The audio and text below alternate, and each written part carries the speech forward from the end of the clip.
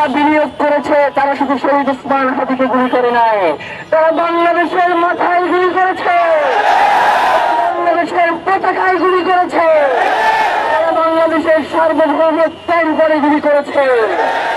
বাংলাদেশের সার্বভৌমত্ব রক্ষা না হলে বাংলাদেশের মানুষের আজাদী থাকবে না। সুতরাং বাংলাদেশের এই পতাকা, বাংলাদেশের সীমান্ত, বাংলাদেশের মানচিত্র রক্ষা করতে হলে ওসমান হাদির খুনিদের বিচার নিশ্চিত করতে হবে। প্রিয় ভাইয়েরা, দ্বিতীয় অফিস থেকে বলা হইল শহীদ ওসমান হাদি যেই দিন গুলিবিদ্ধ হয়েছে সেই দিন 5টা টিম ছিল ওসমান হাদিকে গুলি করবার জন্য। এই কথা আমরা বলি নাই, আমরা বলছি।